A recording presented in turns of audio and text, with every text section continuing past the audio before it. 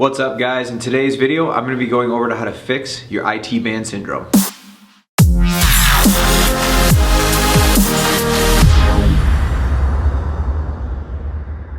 I'm Dr. Garrett Coleman with GuerrillaZen Fitness, and today we're going to be going over how to fix your IT band syndrome. So the iliotibial band, or the IT band, runs from your hip down to the outside of your knee. And so it's a very thick fibrous band that works to abduct the leg as well as stabilize the hip when you're on one leg. First and foremost, I want you guys to stop foam rolling your IT band. The IT band is so thick and strong that it would take so much more force than we could ever create to make any dent or any change in the actual tissue of the IT band. Instead, I want to focus a little bit more on the hip. As always, and you've heard me say this before, but always look for the thing behind the thing. The IT band is angry. Why? What is it about the way we're moving or not moving that's creating this pain? Because that's how we're going to fix it. So when I start treating IT band syndrome, I start by looking at the hip, because the IT band does basically what the TFL, what's called the tensor fascia lata, tells it to do. And so if there's a problem in that muscle, then it can affect the IT band. The glute max also has a little bit of influence over the IT band, but I found the best improvement comes from focusing on the TFL. So the TFL sits about right here, and it's about this long, and it attaches to your hip and then to the IT band down here below. And so this has a lot of different functions for such a small muscle. Like I said before, it helps to abduct the leg, as well as it serves as a hip flexor when your leg is pushed up, as well as stabilizes the hip when you're on one leg. So a lot of the IT band syndrome pain that we feel is actually from overworking or overcompensating of this TFL muscle. And so you can have pain in the TFL along the IT band, as well as in the lateral knee where the IT band inserts. All right guys, so the first step in treating the TFL, so in extension, the IT band, is to work on desensitizing the TFL. So the TFL sits, remember, right here, and so when we sit a lot, it gets really tight and shortened. And so when we go to stand up, that muscle has a hard time lengthening and getting back to a normal tone. And so what I like to use is a lacrosse ball. You just start here, you go up against the wall here, put it right on the TFL, kind of right below your hip bone and above the bone. It's called the greater trochanter in your leg. Put it right here, up against the wall. Find the tender areas, and you can just hold it there. What I like to do is add some movement to it. So you go into flexion and extension. So this stretches the muscle while the ball is on it and helps to strip it out and normalize the tone and length of the muscle there. All right guys, so the next step after desensitizing the tissue is to start to look for the thing behind the thing. Why is the TFL spastic in the first place? And the big one is the TFL is part of the lateral line. And so the lateral line also includes glute and then lateral ab musculature. And so when those areas are shut down, say from sitting a lot, the TFL picks up the slack. And so we're going to show you a couple exercises here to work on that lateral line musculature. So the first one that we're going to go over here today is really the most basic one. It's called the Clam Shell. It's pretty simple. You just lay on your side. I like to use a foam roller to support my head. And so you keep your hips perpendicular with the floor.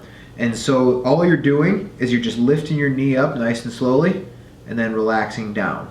And so I like to put my hand on the side of my hip because it helps me to feel which muscle's contracting. So this is working to strengthen the glute medius muscle, which is really important for stabilizing the hip when you're on one leg. When this muscle shuts down, the TFL tries to pick up its slack. And if you want to go a little bit harder, put a little band around there to give you some resistance. It can help strengthen it more. So the next progression after the Clam Shell, I like to call the Sideline Hip Hinge. And so this works the glute med as well on the up and down side, but also starts to incorporate one movement, hip flexion and extension, as well as your lateral core. And so the movement is pretty simple. You start on your knee and on your elbow, and you're going in kind of a hip flex position to a hip extended position. And so I don't want you to come just straight up and down like this, but you're literally sitting back, so hip flexion, and then coming forward, hip extension. But the key with this is I don't want you to get rounding in your lower back. Keep that nice and flat. Think about this being two pieces. So this piece stays stable, this piece stays stable, and you move at the hip joint. Go from here up to here. I like to lift the leg as well because it just gives a little extra challenge, but you don't have to. And you just sit back down nice and easily. So the next part of the hip that I want to focus on a little bit is the glute max. And so the glute max is this big meaty muscle that actually does insert somewhat on the IT band. And so when this muscle shuts down, you're sensing a pattern here, the TFL gets overworked. So the best exercise I found to isolate the glute max is the glute bridge. And so you lay on your back, knees about 90 degrees. And so the steps with this are flex your core, like I'm gonna punch you in the stomach, squeeze your butt cheeks together, and lift your hips up off the ground.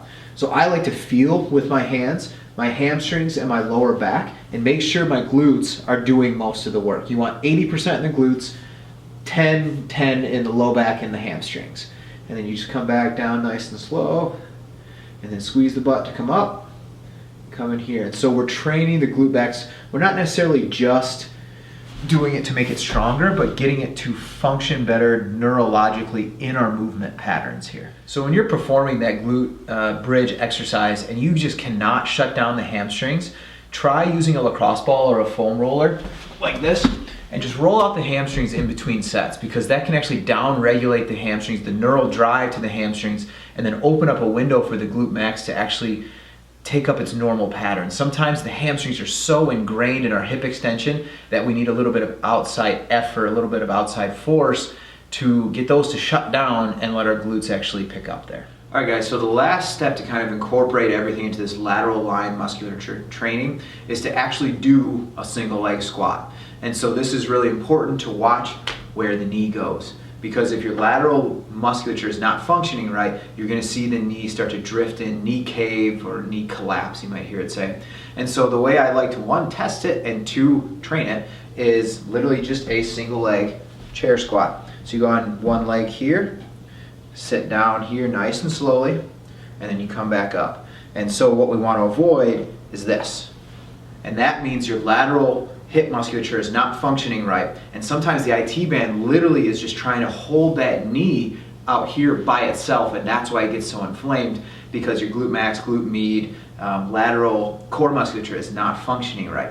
So one more time, what we want to see is come on up here, sit down nice and slowly, and then come back up, keeping the knee on the outside of the foot if you're looking down at it. And to wrap up that exercise, we really want to avoid this knee valgus pattern, because that sets you up for all kinds of foot, ACL injuries is a huge predictor of, as well as hip problems, hip pain, including IT band syndrome. All right guys, so the last step to start to work on the TFL is actually a little bit lesser known, but for really stubborn IT band syndrome, TFL pain, this could be the key that unlocks it. And so what's interesting is it has to do with your hip flexors.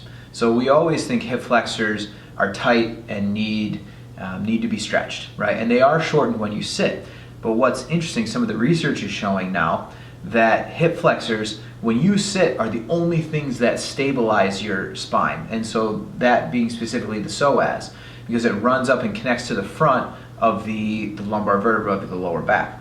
So when we sit a lot, our core gets shut down. Those psoas get way overworked, which that means they get weaker. They don't function right. And so that can create a weakness there, which then the TFL has to pick up, because remember, the TFL is also a hip flexor in certain positions. So if you've tried stretching your hip flexors to help with this, try strengthening them. Kind of look for the thing behind the thing. So my favorite way I've found to actually strengthen the hip flexors is to use a dead bug variation. I've mentioned the dead bug before in some of our favorite exercises for the lower back. Basically what it is, lay on your back here, bring the legs up, nice good position, bring the hands up. Now you can do a couple different variations with this. You can do one leg at a time, coming down, but I like to keep my legs kind of bent to really focus on hitting that psoas muscle, okay? Or you can do both at the same time, or you can do arms and legs, but remember, we don't want to let our back arch up off the floor. It's keeping it back in a neutral position. And so if you're feeling extra spunky, you can grab a kettlebell. I like to do it as I think it's called a landmine. And you come up here, and then you can do one leg at a time, back and forth, or both at the same time. This just helps create some extra challenge for more stability here.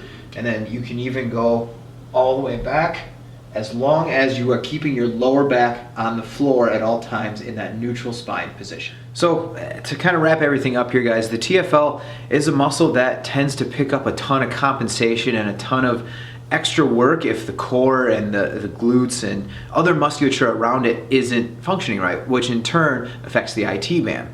And so the more we can strengthen our core and get some better patterns going, the less stress goes through the TFL and the better it's going to feel, as well as the better the IT band is going to feel. All right, guys, if you enjoyed today's video, make sure to check out our free 3-day functional training plan. It's designed to bulletproof your body, get you leaner, stronger, pack on some lean muscle, as well as make you more resilient to injury. Make sure to click the link in the description below to get to that. So when you click on that link, guys, it'll take you to our website, and then we'll just ask you to put your email address in, and then within 5 minutes we'll send you that workout so you can get started with it. All right, guys, thanks again for checking us out. Make sure to click here to subscribe to our channel. Make sure to click here to get that free 3-day functional training program, and then click down here for some more videos that we've done that are similar to this. And until next time, guys, happy moving.